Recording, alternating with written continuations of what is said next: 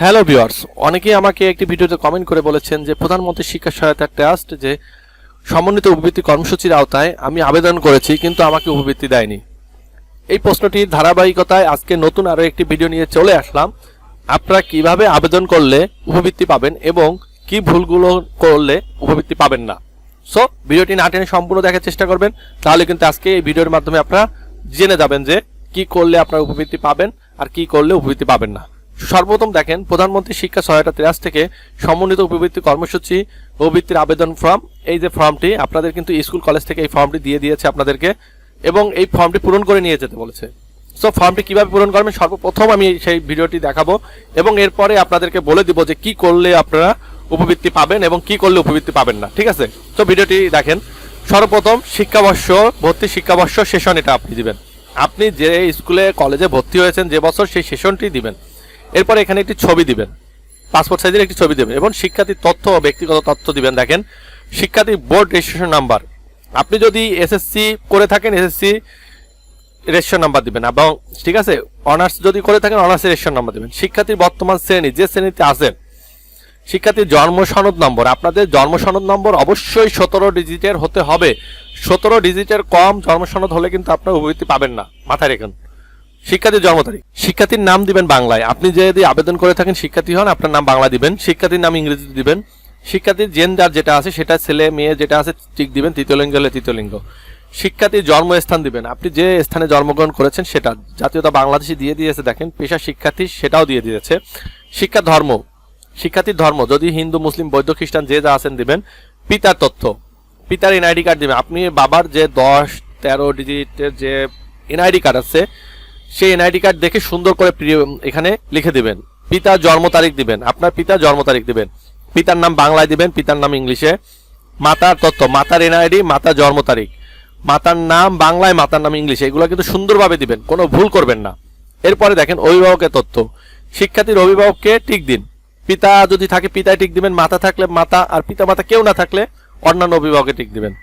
ঠিক আছে, এরপরে দেখেন উপবৃত্তির অর্থ প্রাপ্তির জন্য অভিভাবক হিসেবে যাকে নির্বাচিত করা হয়েছে তার তথ্য নিম্নে দেওয়া হলো। উপবৃত্তির তথ্য প্রাপ্তি মানে আপনি যে উপবৃত্তি আবেদন করবেন সেই উপবৃত্তিতে আপনি তো ধরেন ব্যাংক অ্যাকাউন্ট নাম্বার নাই, এনআইডি নাই, তাহলে উপবৃত্তি সে টাকাটা কে গ্রহণ করবে তার ইনফরমেশন আপনি এখানে দিবেন। ঠিক আছে, এখানে দেখেন অভিভাবকের এনআইডি দিবেন 10 অথবা 17 ডিজিটের এই সংখ্যার ভিতরে কিন্তু হতে হবে, এর বাইরে হলে কিন্তু আপনি উপবৃত্তি পাবেন না, এটা আমি বলে দিচ্ছি।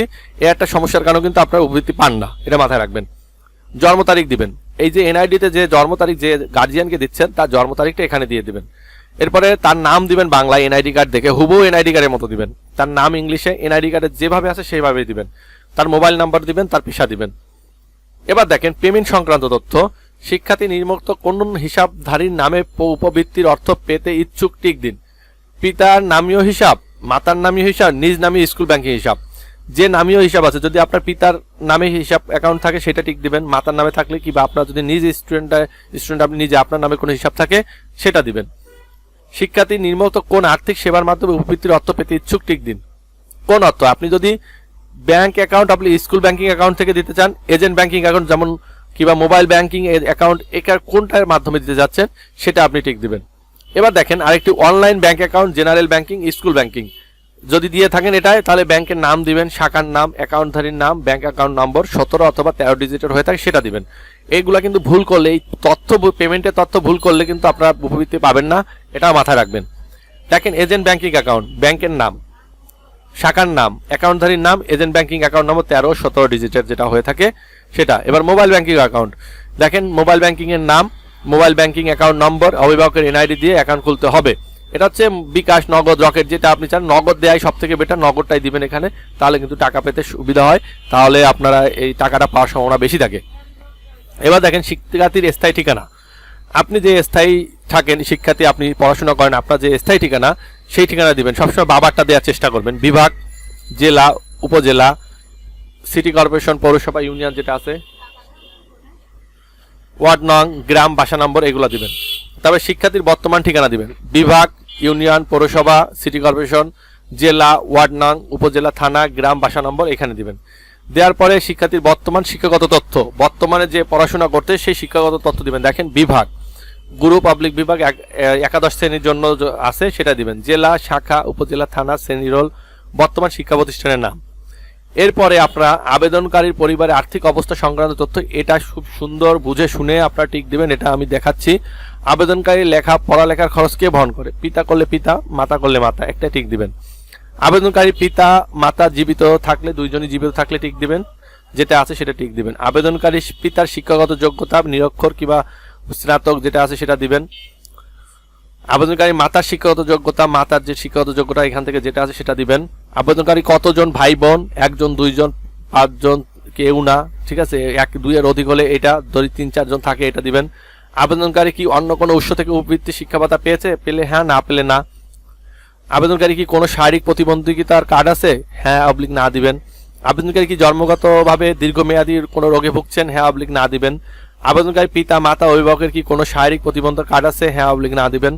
আবেদনকারী পিতা মাতা অভিভাবক জন্মগতভাবে দীর্ঘমেয়াদী রোগে ভুগছেন? হ্যাঁ না দিবেন। এগুলা কিন্তু আপনারা পারবেন, ঠিক আছে। আমি যেটা পারবেন না সেটা দিই।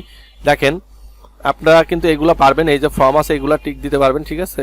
এখানে আপনার আবেদনকারী পিতা মাতার মোট জমির পরিমাণ, ভূমিহীন থাকলে এটা টিক দিতে পারবেন, এগুলো পরে টিক দিবেন, কোনো ব্যাপার না। কিন্তু এবার বলবো আপনাদেরকে যে কোনটা করলে আপনারা উপবৃত্তি পাবেন না, ঠিক আছে, এটা মাথায় রাখবেন। আপনারা একটা জিনিস দেখেন, আপনারা যদি ব্যাংক অ্যাকাউন্ট নাম্বার ভুল দেন তাহলে কিন্তু আপনারা কখনোই উপবৃত্তি পাবেন না, এবং এই শিক্ষার্থীর জন্ম সনদ যদি ভুল দেন উপবৃত্তি পাবেন না, ঠিক আছে। এবং বাবা মার এনআইডি কার্ড, যে আপনি যে ব্যাংক অ্যাকাউন্ট দিচ্ছেন, মানে এই অভিভাবকের এনআইডি দিচ্ছেন 17 ডিজিটের, এই যে অনলাইন ব্যাংকিংয়ে, মোবাইল ব্যাংকিংয়ে, এখানে যদি ভুল দেন তাহলে কিন্তু উপবৃত্তি পাবেন না, অন্য কেউ উপবৃত্তি চলে যাবে, ঠিক আছে।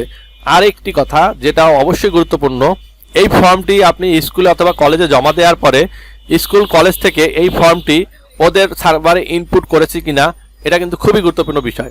এই ফর্মটি নিয়ে কিন্তু স্কুলে যদি রেখে দেয় তাহলে কিন্তু কাজ হবে না।